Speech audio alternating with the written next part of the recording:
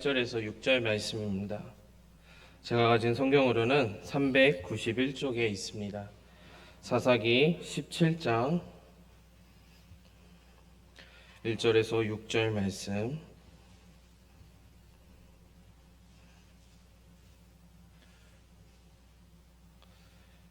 사사기 17장 1절에서 6절 말씀.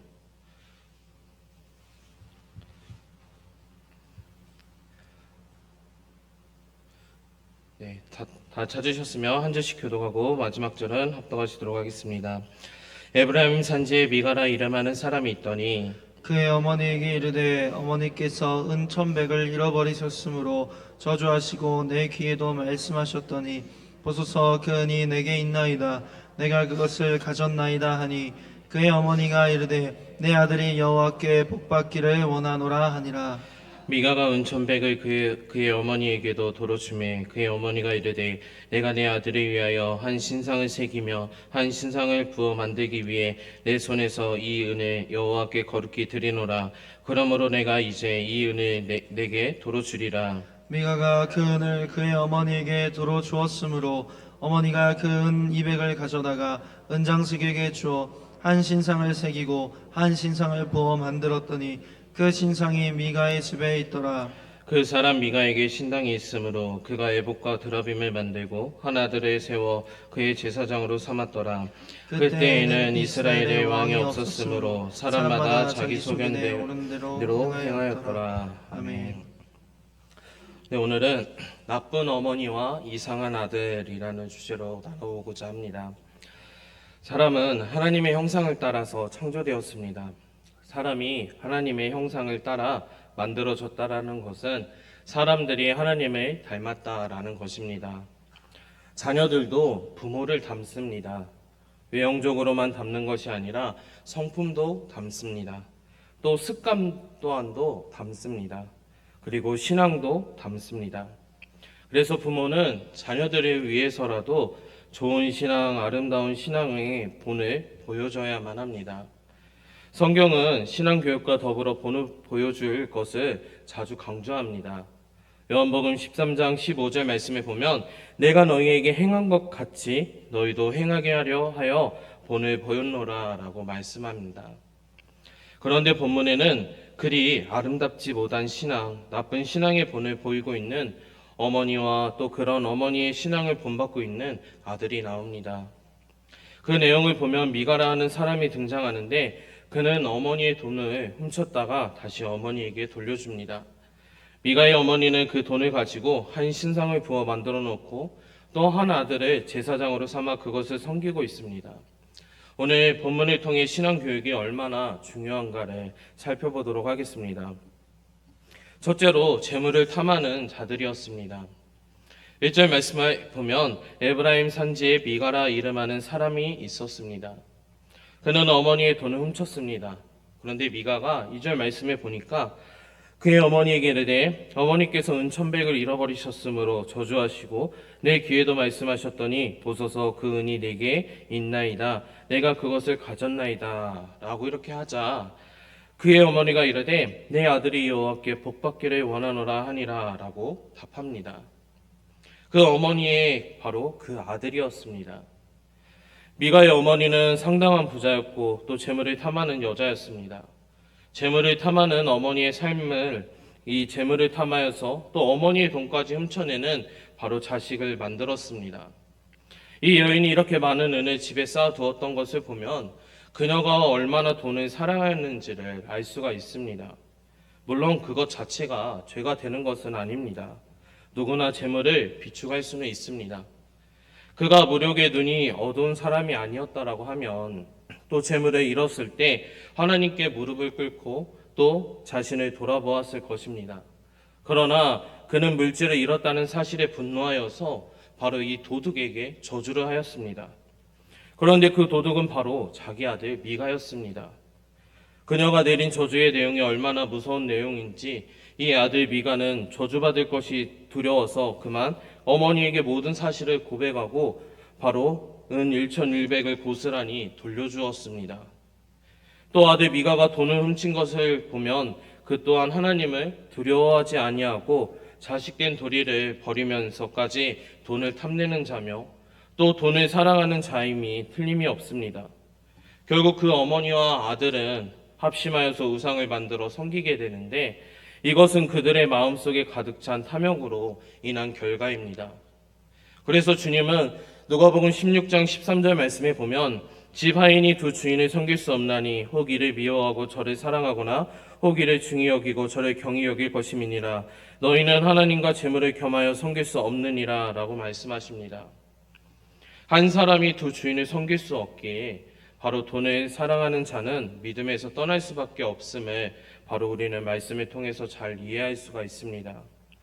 바울 사도 또한 디모데전서 6장 10절 말씀에 보면 돈을 사랑함이 일만하게 뿌리가 되나니 이것을 탐내는 자들은 미혹을 받아 믿음에서 떠나 많은 근심으로써 자기를 찔렀도다 라고 말씀합니다.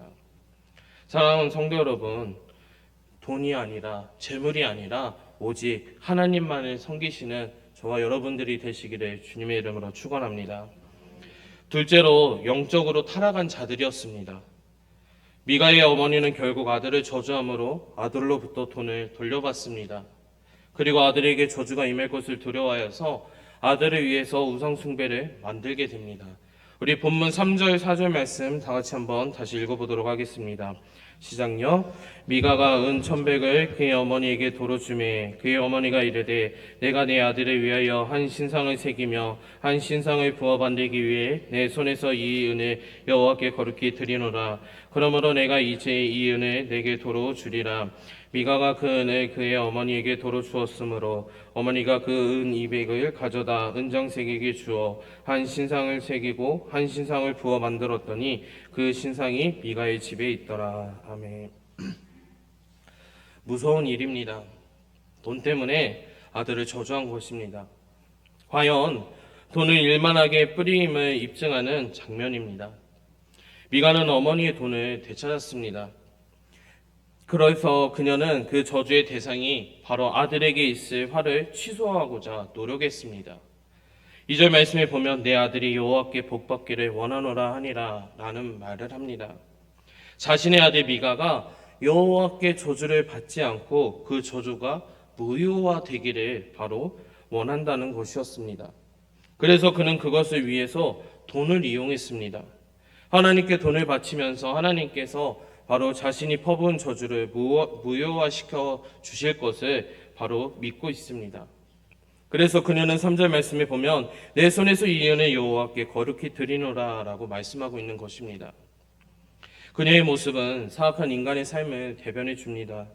스스로 죄악의 길로 걸어서 파멸의 무덤을 파놓고는 그 올매에서 벗어나기 위해서 바로 자신의 모든 수단을 동원해서 또 안간힘을 쓰는 사람의 모습이 어떠한지를 보여주고 있습니다. 은을 드린 미가의 어머니의 행위는 잘못된 봉헌입니다. 사랑하는 성도 여러분, 우리가 하나님께 바치는 것은 감사함으로 드리는 것이면서 잘못을 범했을 때 회개의 심정을 동반한 바로 속죄의 제물로 드리는 것입니다. 제물은 복을 구하기 위해서 바치는 것이 아닙니다. 기복신앙의 위험성이 바로 여기에 있습니다. 미가의 어머니는 돈으로 문제를 해결하고자 하였습니다. 미가의 어머니는 쉽게 입을 열어 저주를 내렸습니다. 잠언서 18장 6절 말씀에 보면 미련한 자의 입술은 다툼을 일으키고 그의 입은 매를 자청하니라 라고 말씀하는데 이 말씀과 같이 미가의 어머니의 저주는 오히려 자기에게 고통으로 돌아오고 말았습니다. 또 야고보서 1장 15절 말씀에 보면 욕심이 잉태한 즉 죄를 낳고 죄가 장성한 즉 사망을 낳느니라 라고 말씀합니다. 이제 미가의 행위를 보시기 바랍니다. 본문 5절 말씀에 보면 그 사람 미가에게 신당이 있으므로 그가 에봇과 드라빔을 만들고 한 아들을 세워 그의 제사장으로 삼았더라 라고 말씀합니다. 갈수록 태산입니다. 개인적으로 만들어서 안 되는 이 에봇과 드라빔까지 만들었습니다. 더욱 악한 것은 미가는 에브라임 지파였음에도 불구하고 자기 아들을 바로 제사장으로 삼습니다. 제사장은 네 지파만 할 수 있는데도 불구하고 말입니다. 그런데 미가 집안의 영적 어두움은 이 사사시대 이스라엘 신앙의 보편적인 모습이었다라고 볼 수가 있습니다. 성경은 이 같은 이 이스라엘 타락상에 대해서 그때에는 이스라엘의 왕이 없었으므로 사람마다 자기 소견에 옳은 대로 행하였더라 라는 말씀처럼 간결하게나 의미심장하게나 이렇게 말을 합니다. 이스라엘의 왕은 이스라엘의 백성의 영적 지도자를 의미하기도 합니다. 엄연히 이스라엘에게는 왕이 계셨습니다. 바로 하나님이 그들의 왕이셨습니다. 그런데 이스라엘 사람들은 하나님을 왕으로 인정하지 않았습니다. 사사시대의 이스라엘의 모습은 어쩌면 오늘을 사는 우리의 신앙인들의 모습이 아닌가 합니다. 우리의 지도자는 하나님이십니다. 여호와만이 우리의 삶을 인도하시는 분이시기 때문입니다. 우리는 그분을 마음에 영접하지도 아니하고 자기의 소견대로 행할 때 미가의 어머니와 미가가 그랬던 것처럼 바로 자기의 소견에 옳은 대로 행함으로 바로 우상 숭배의 어리석음을 범하게 되는 것입니다. 말씀을 맺겠습니다. 사랑하는 성도 여러분, 미가와 그 어머니를 통해 잘못된 신앙과 그 신앙이 그대로 이어지는 바로 무서움을 볼 수가 있습니다. 성도들에게 있어서 신앙은 삶의 한 부분이 아니며 또 장식품은 더욱 아닙니다.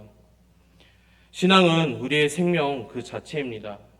미가의 집안은 신앙보다도 재물이 바로 더욱더 소중한 집안이었습니다. 사랑하는 성도 여러분, 여러분 가정에서 가장 중요한 것은 무엇입니까? 재물입니까? 아니면 자녀입니까? 아니면 하나님입니까? 부모로서 자녀에게 물려줄 것이 무엇입니까? 사랑하는 성도 여러분, 오직 하나님만을 위해서 살아가는 귀한 가정과 또 저와 여러분들이 되시기를 주님의 이름으로 축원합니다. 기도하겠습니다.